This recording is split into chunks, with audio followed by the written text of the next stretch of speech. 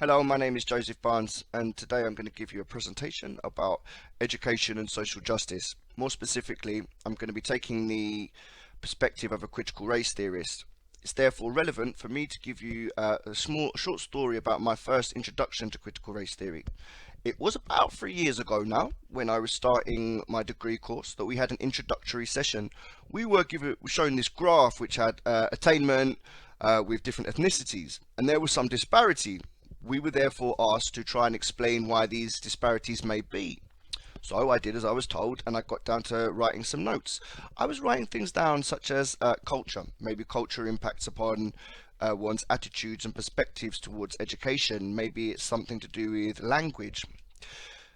The end result of this was we had the feedback from our lecturer, who turned around and said, "Why does nobody ever mention racism?" This was a significant moment in my education degree, as not only did I learn about the education system in relation to race, but I learned an awful lot about myself. The solutions or the reasons why I gave for racial disparity in educational outcome, they all blamed the actual ethnicity. So it was their culture that was the problem. It was their language that was the problem. I did not believe or come up with the idea that the education system could be at fault. I am now quite embarrassed to admit or to say that what I was doing was expressing quite conservative neoliberal values. One of the criticisms of neoliberalism, which has come from critical race theorists such as David Gilbourne in the UK, and there's a Skibber in the United States, one of the overriding theories here is that neoliberalism has got a problem called colour blindness. We've been led to believe that we're living in a post-racial era. It has therefore made the topic or the discussion of racism very uncomfortable. In fact, research from Gilbourne suggests that in the UK, many teachers think that people that talk about racism or bring the issue up are troublemakers. You know, they're looking for a problem, and it's not a genuine issue that we have within our society.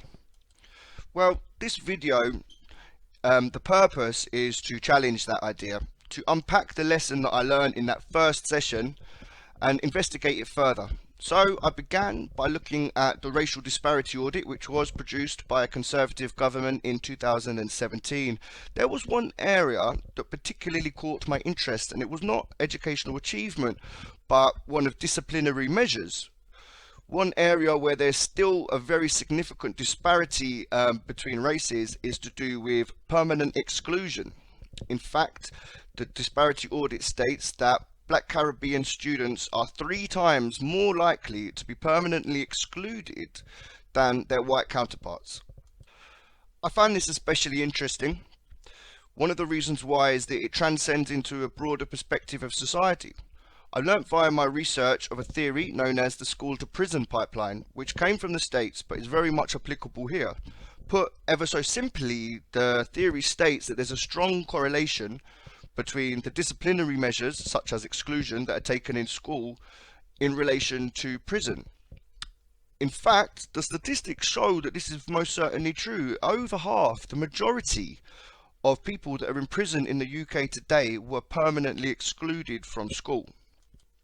And black students or black men are overrepresented in both of these statistics.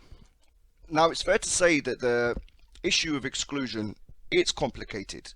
There are many multifaceted areas, such as there are lots of indicators which lead us to understand why children are excluded.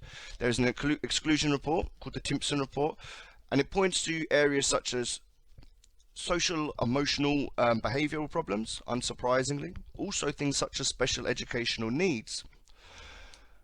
I have also learned something very disturbing from the racial disparity audit, which was that black men are 10 times more likely than white men to be diagnosed with psychotic illness. They're 4 times more likely to be 4 times more likely to be sectioned.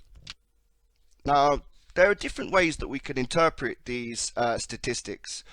One way is to assume that they are fair or that they're just. Perhaps black students are 3 times worse behaved in school. Perhaps black students and indeed black men are more prone to mental illness. Perhaps they're more criminal. Or we can take the lesson that I learned in that first critical race theory session and ask ourselves, is it possible that we have a racist society? The idea of black on black violence is rooted in this 19th century pseudoscientific gene-based racism. Black people are genetically violent, so it actually doesn't make a difference whether they're well-educated or not, whether they're a Premier League footballer or a corner street drug dealer. It doesn't make any difference whether they're David Adjaye or Oswald Boateng or they're the guy who's actually out there killing people. It doesn't make any difference whether they're 16 or 46. It doesn't make any difference. I mean, if we're going to go with biology, my grandmother should be twice as likely to be violent as me because she's twice as black. The black on black violence narrative is literally rooted in that history of empire and that sort of inherited historical guilt. That was Akala giving us the historical context of the idea of genetics playing a part in race. This idea of genetics is recently coming back into the common discourse surrounding education via the research of a gentleman called Professor Robert Plomin.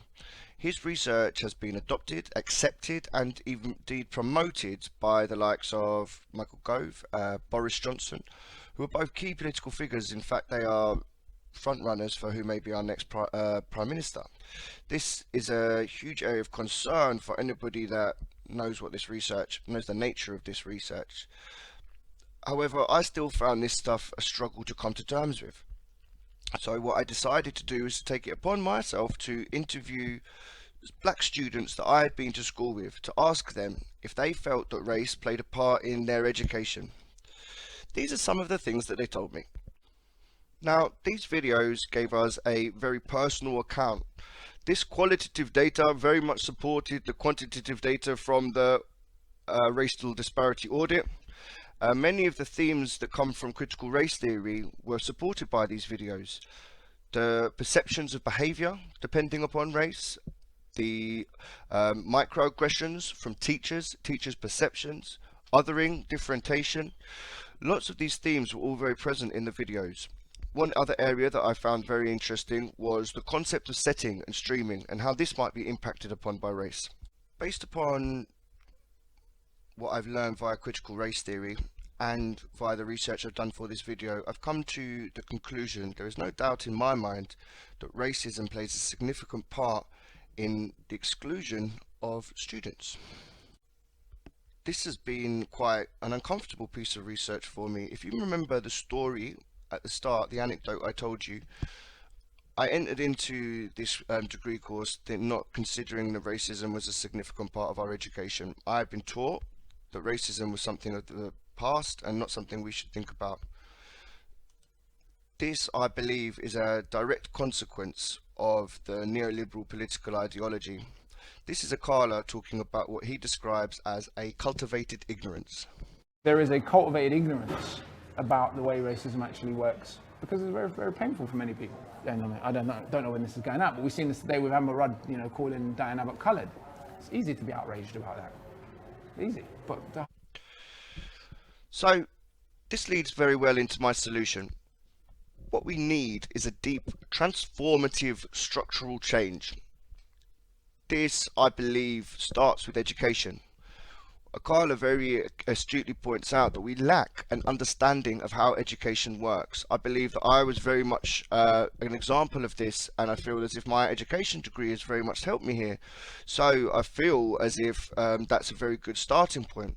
I don't think we should be too keen to blame teachers, as they are already under such a tremendous amount of stress and pressure under the current educational system.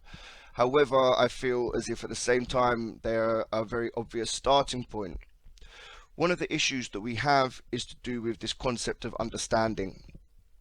This is a quote from one of my participants.